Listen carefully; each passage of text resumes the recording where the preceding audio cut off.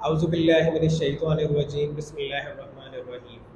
Assalamu alaikum dear student. This is Saim Riaz, your biology teacher from Tahir Academy.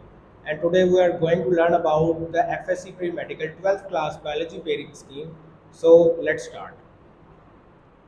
अच्छा तो dear student, सबसे पहले हम biology की पेपर की जो तरतीब है उसके बारे में अंडरस्टैंड करने की कोशिश करते हैं कि जो हमारा 12th क्लास बायोलॉजी का जो बोर्ड में एग्ज़ाम होगा उसमें पेपर की क्वेश्चंस की जो तरतीब है वो किस तरह होगी।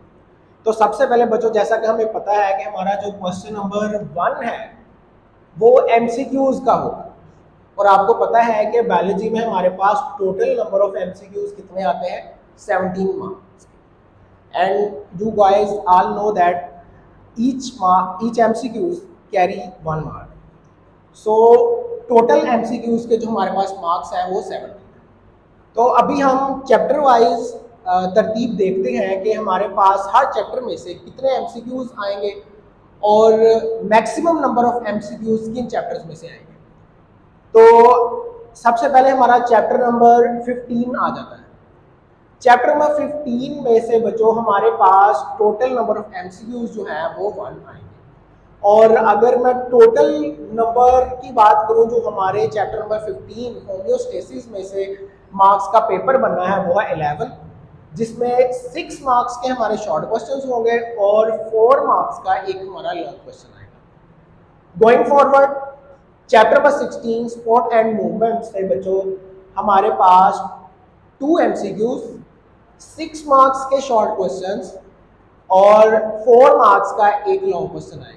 तो टोटल जो नंबर है हमारे पास वो 12 बन जाएंगे। इसका मतलब है कि चैप्टर नंबर 16 की जो वेटेज है वो एज कंपेयर टू 15 क्या है, ज्यादा है। उसके बाद बच्चों चैप्टर नंबर 17 जो है हमारे पास कोऑर्डिनेशन एंड कंट्रोल, उसमें हमारे पास 2 MCQs आएंगे, 6 मार्क्स के शॉर्ट क्वेश्चंस आएंगे और 4 नंबर का एक लॉन्ग क्वेश्चन आएगा। तो इसमें भी हमारे पास जो टोटल नंबर जो पेपर आएगा 17 चैप्टर में से वो 12 मार्क्स कैरी करेगा। आफ्टर दैट चैप्टर नंबर 18 में से रिप्रोडक्शन में से हमारे पास एक MCQ आएगा, 4 जो है वो हमारे पास 4 मार्क्स के शॉर्ट क्वेश्चंस आएंगे और एक लॉन्ग क्वेश्चन आएगा, और टोटल हमारे पास जो चैप्टर नंबर 18 में से मार्क्स बनेंगे वो हमारे 9 मार्क्स का पेपर चैप्टर नंबर 18 में से आएगा। इसी तरह आप चैप्टर नंबर 19 की तरतीब दे सकते हैं। चैप्टर नंबर 20, 21, 22, 23, 24, 25, 26 और 27 की तरतीब मैंने आप सबके सामने लिखी हुई है। जो हमारे पास M है that stands for MCQs, S stand for short question and L stand for long question, और ये उनके मैंने मार्क्स लिखे हैं।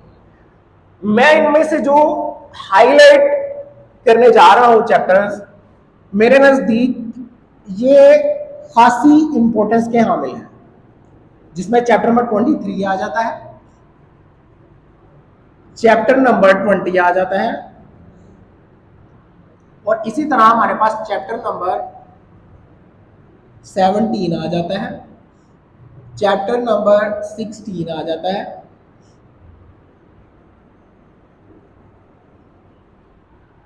जी। इन चैप्टर्स को हाईलाइट करने का मकसद ये है कि बच्चों जो सबसे पहला टारगेट हमारा होता है बोर्ड के एग्जाम में वो ये है कि हमने maximum marks out of 17 MCQs के पेपर में वो कैसे हासिल करते हैं। और जैसा कि आप देख सकते हैं कि इन चैप्टर्स में से हमारे पास ये जो 4 चैप्टर्स हैं इनमें से हर चैप्टर जो है वो 2-2 MCQ कैरी कर रहा है। तो इस हवाले से ये वाले चैप्टर जो हैं वो खासे जो है वो अहमियत के हामिल है, जिसमें हमारे पास स्पोर्ट एंड मूवमेंट वाला चैप्टर आ जाता है, इसी तरह कोऑर्डिनेशन एंड कंट्रोल वाला चैप्टर आ जाता है, क्रोमोसोम्स एंड DNA वाला चैप्टर आ जाता है, एंड चैप्टर नंबर 23 बायोटेक्नोलॉजी आ जाता है। तो ये वाले क्वेश्चन जो है वो खासी अहमियत के जो है वो हामिल है।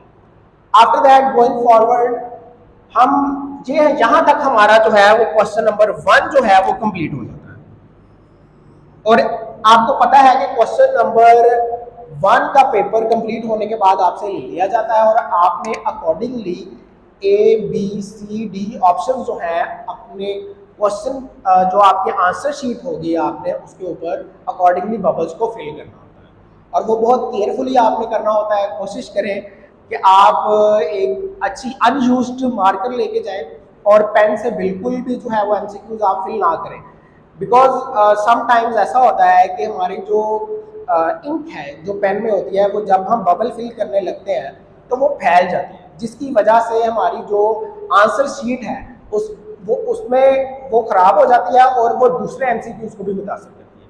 तो इसलिए आपने कोशिश करनी कि अपने बबल्स को जो है वो मार्कर के साथ फिल करें। उसके बाद हमें जब आप क्वेश्चन पेपर दिया जाता है तो सब उसके ऊपर सबसे पहले जो हमें देखने को मिलता है वो है पार्ट 1। पार्ट 1 में हमारे पास बेसिकली क्या है, शॉर्ट क्वेश्चंस जो है वो आते हैं। इन शॉर्ट क्वेश्चंस की डिवीजन जो है वो 3 क्वेश्चंस में की है, क्वेश्चन नंबर 2 में, क्वेश्चन नंबर 3 में और क्वेश्चन नंबर 4 में। क्वेश्चन नंबर 2 में हमारे पास 12 क्वेश्चंस आएंगे और उसमें से हमने 8 अटेम्प्ट करने होंगे। इसी तरह क्वेश्चन नंबर 3 में भी 12 क्वेश्चंस आएंगे और हमने 8 अटेम्प्ट करने होंगे। और इसी तरह हमारे पास क्वेश्चन नंबर 4 आएगा जिसमें हमें 9 क्वेश्चन दिए गए होंगे और हमारे पास 3 की चॉइस होगी और हमने 6 अटेम्प्ट करने। तो सबसे पहले हम क्वेश्चन नंबर 2 को देखते हैं कि हमारे पास क्वेश्चन नंबर 2 में जो हमने 8 क्वेश्चन अटेम्प्ट करने हैं वो हम किस तरह कर सकते हैं। तो बच्चों देखिए, सबसे पहले क्वेश्चन नंबर जो हमारा चैप्टर नंबर 15 है उसमें से 3 शॉर्ट क्वेश्चन आ रहे हैं। 3 शॉर्ट क्वेश्चन, जैसा कि मैं पहले बता चुका हूँ, एक लॉन्ग भी आना है और एक एमसीक्यूज भी आना है। इसी तरह चैप्टर नंबर 16 में तो हमारे पास 3 शॉर्ट क्वेश्चन भी आने हैं, 2 एमसीक्यूज भी आने हैं और एक लॉन्ग भी आना है। और ये 3, इसका मतलब अगर हम पहले 2 चैप्टर अच्छे तरीके से तैयार कर लेते हैं तो हमारे 6 आउट ऑफ 8 क्वेश्चन यहाँ से ही अटेम्प्ट हो जाते हैं। उसके बाद हमारे पास सब्सिक्वेंट चैप्टर्स जो हैं, जैसे चैप्टर नंबर 8 है, 26 है, 27, उनमें से एग्जामिनर हमें 2 मार्क्स 2 क्वेश्चंस देगा और हर क्वेश्चन जो है वो 2 मार्क्स कैरी करेगा। तो इसका मतलब अगर आप ये दोनों चैप्टर अच्छे तरीके से तैयार करते हैं और इनमें से, इन तीनों में से कोई एक चैप्टर अच्छे तरीके से तैयार कर लेते हैं तो आपका शॉर्ट क्वेश्चंस का पहला पार्ट भी जो है वो मुकम्मल हो जाता है और आप मैक्सिमम नंबर जो है वो क्वेश्चन नंबर 2 में से गेन कर लेंगे। आफ्टर दैट हम क्वेश्चन नंबर 3 की तरफ बढ़ते हैं। वो भी शॉर्ट क्वेश्चन है, उसकी तरतीब भी क्वेश्चन नंबर 2 की तरह है, लेकिन यहाँ पर हमारे पास जो क्वेश्चंस की वेटेज है वो थोड़ी ज़्यादा है। जैसे फॉर एग्जांपल चैप्टर नंबर 17, 22 और 23 और 25, इन सब में से 3 क्वेश्चंस आएंगे और and each question will carry 2 marks. So total number of questions will be 12 and will have to attempt only 8 questions. Similarly, अगर हम चैप्टर नंबर 17 तैयार करते हैं, चैप्टर नंबर 17 को अगर लेट्स सपोज मैं स्किप भी करना चाहूँ बिकॉज मुझे पता है कि कोऑर्डिनेशन एंड कंट्रोल वाला जो चैप्टर है वो अच्छा खासा लेंथी चैप्टर है, उसमें से बहुत सारे क्वेश्चन जो है ना बनते हैं। तो हम कोशिश करते हैं कि हम ऐसी कोई तरतीब बनाने की कोशिश करें जिसमें से हम मैक्सिमम जो है वो क्वेश्चन अटेम्प्ट कर सकें। जैसा कि बच्चों उसमें हमारे पास चैप्टर नंबर 25 में से 3 क्वेश्चन आने हैं। चैप्टर नंबर 25 बहुत बड़ा चैप्टर नहीं है इकोसिस्टम का, इजी चैप्टर है, आसान चैप्टर है, पहले भी बच्चों ने पढ़ा होता है छोटी क्लासेस में और इजीली अटेम्प्ट हो जाता है। इसी तरह हमारे पास जो चैप्टर 23 है बायोटेक्नोलॉजी का, उसमें भी शॉर्ट क्वेश्चन वाइज जो है वो क्वेश्चन जो है वो खासे इतने मुश्किल नहीं है। ठीक हो गया, टेक्निक्स हैं बायोटेक्नोलॉजी की और उसी से रिलेटेड क्वेश्चंस हैं। और चैप्टर नंबर 23 में तो इस साल या पिछले साल लॉन्ग क्वेश्चन आया, वरना इससे पहले साल जो है वो शॉर्ट क्वेश्चन आया। तो अगर हम पास पेपर से अच्छे तरीके से तैयारी कर लें इनकी तो हम अच्छे तरीके से इस चैप्टर नंबर 23 के भी क्वेश्चंस को जो है वो अटेम्प्ट कर सकते हैं। तो 3 और 3 6 सवाल हो गए और इसी तरह चैप्टर 17 और 22 में से मेरे पास 3 क्वेश्चन आने हैं और इन दोनों चैप्टर्स में से मैं अगर 22 चैप्टर को सिलेक्ट करना चाहूँ तो वो मुझे ज़्यादा इजी लगता है as compare to chapter number 17। तो चैप्टर नंबर 22 का जो फर्स्ट हाफ है जो हमारा एपिस्टेसिस तक बनता है वहाँ पर बड़ी सिंपल बातें हैं, जैसे मेंडल के लॉज हैं, उनकी डेफिनेशंस हैं, फिर इसी तरह आगे डोमिनेंस रिलेशनशिप्स हैं हमारे पास। तो ये सारी जो है वो हमारे पास, जो हमने ये बातें जो प्रीवियस क्लासेस में पढ़ी होती हैं, तो वो हमारे लिए अटेम्प्ट करना आसान होता है। तो इसी तरह हम यहाँ से भी मैक्सिमम नंबर जो है वो गेन कर सकते हैं। आफ्टर दैट जो हमारा लास्ट क्वेश्चन है पार्ट 1 का, वो है क्वेश्चन नंबर 4। उसमें हमारे पास 9 क्वेश्चंस हैं, जिसमें हमने 6 क्वेश्चंस अटेम्प्ट करने हैं। तो इसके अंदर अगर हम मैक्सिमम नंबर देखें तो वो नंबर ऑफ क्वेश्चंस आते हैं chapter number 20, chromosomes and DNA. Chromosomes and DNA वाला जो चैप्टर है ये भी थोड़ा लेंथी चैप्टर है, इसीलिए एग्जामिनर ने उसमें से 3 सवाल ऐड किए। अगर आप बहुत अच्छे तरीके से तैयार कर लेते हैं तो आप 6 में से 3 सवाल तो इसी में से अटेम्प्ट कर सकते हैं। नहीं तो आप चैप्टर नंबर 24 एवोल्यूशन वाला जो चैप्टर है वो कदरे जो है वो छोटा चैप्टर आप कह लें, उसमें से मैक्सिमम क्वेश्चन आप 2 अटेम्प्ट कर सकते हैं 6 में से। फिर 21 very easy chapter, cell cycle, और बहुत सारी बातें हैं जो आपने उसके बारे में पहले पढ़ी हुई हैं, जैसे माइटोसिस, मियोसिस, सेल साइकिल की फेजेस। ठीक है, तो ये भी आसानी से हो सकता है। 19 और 20 आपको मेरे नजदीक दोनों तैयार करने चाहिए, तो जिसमें से आपको जो है वो आसान क्वेश्चन आएगा वो आप इजीली अटेम्प्ट कर लेंगे। इसी तरह बच्चों जो हमारा पार्ट 1 है वो क्या हो जाएगा, मुकम्मल हो जाएगा। आफ्टर दैट बच्चों हम बढ़ते हैं अपने पार्ट 2 की तरफ, जो है हमारे पास लॉन्ग क्वेश्चन से रिलेटेड।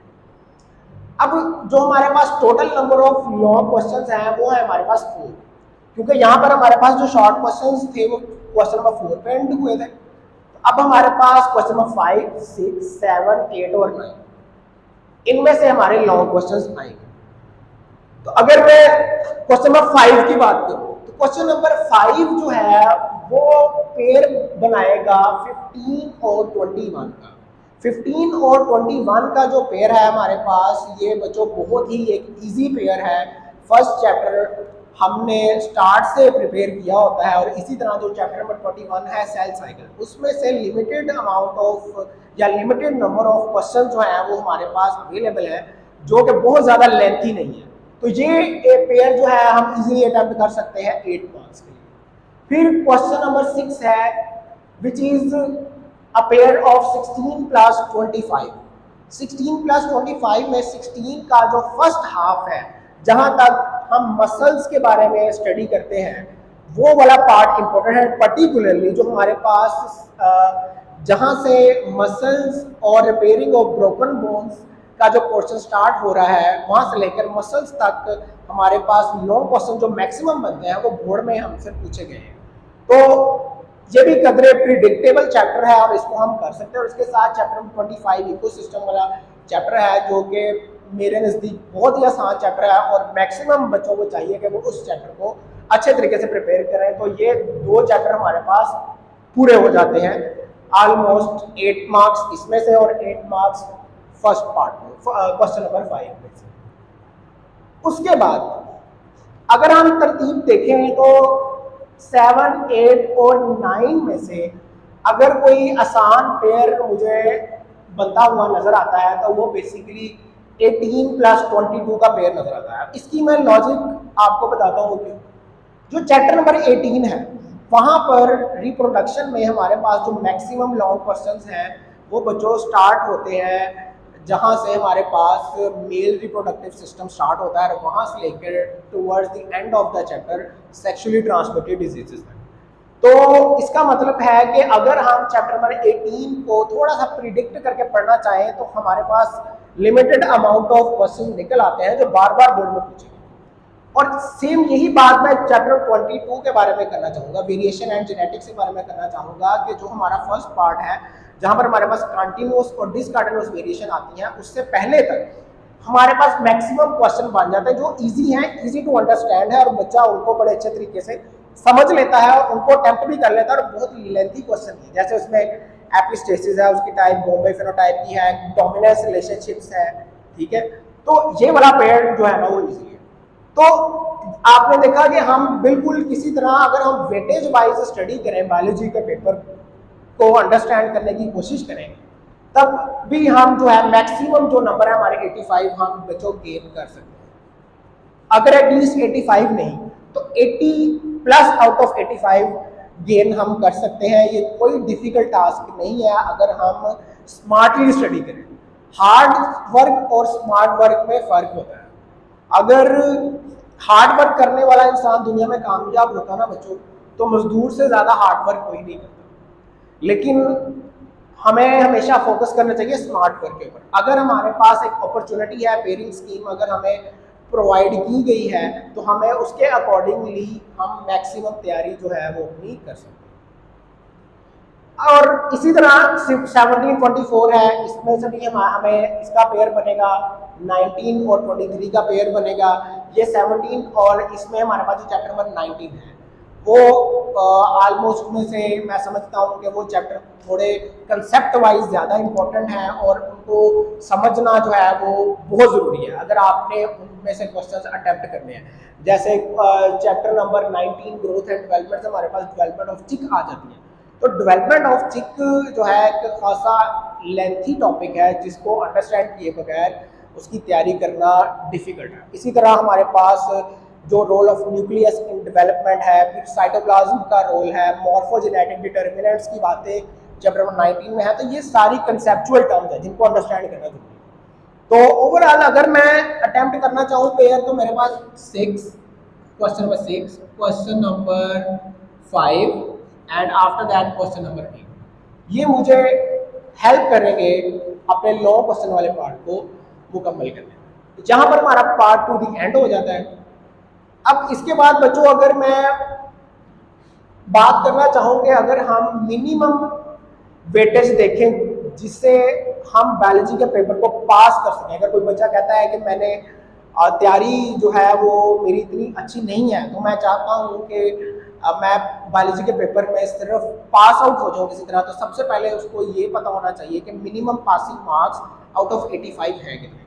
तो बच्चों जो मिनिमम पासिंग मार्क्स हैं वो हमारे पास 28 मार्क्स हैं। 28 मार्क्स का पेपर अगर आप बच्चों अटेम्प्ट करेंगे तो ही आप पास होंगे। 28 मार्क्स लेना इंतहाई आसान है। वो कैसे? अगर आप हर चैप्टर के एमसीक्यूज अच्छे तरीके से कर लेते हैं तो 17 मार्क्स तो हम यहीं से ले लेते हैं। 17 मार्क्स हम यहीं से ले लेते हैं। लेकिन अगर लेट्स सपोज हमारे एमसीक्यूज भी गलत हो जाते हैं तो हमने किन चीज़ों के ऊपर ज़्यादा फोकस करना है? तो बच्चों जो चैप्टर नंबर 15 है उसके अगर हम वेटेज देखें तो उसमें 11 मार्क्स का पेपर आना है। चैप्टर नंबर 21 उसमें से 9 मार्क्स का पेपर आना है। और चैप्टर नंबर 23 में से बच्चों हमारे पास 12 मार्क्स का पेपर आना है। और ये टोटल मार्क्स हमारे पास 32 बन जाते हैं, जो कि मोर देन इनफ है बायोलॉजी के पेपर को पास आउट करने के लिए। तो आप ये चैप्टर मैंने क्यों सिलेक्ट किया, क्योंकि मेरे नज़दीक मुझे लगता है कि बच्चे इनको इजीली जो है वो अंडरस्टैंड कर लेते हैं। तो बच्चों ये थी हमारी आज की वीडियो। अगर आपको ये वीडियो अच्छी लगी हो तो आप ज़रूर नीचे कमेंट सेक्शन में हमें बताएं और मज़ीद किसी मामले में अगर आपको हमसे हेल्प चाहिए तो हमें ज़रूर बताएं। अभी तक के लिए मुझे इजाज़त दीजिएगा। इंशाल्लाह नेक्स्ट वीडियो में दोबारा मुलाकात होगी। जज़ाकल्लाह, अल्लाह हाफ़िज़।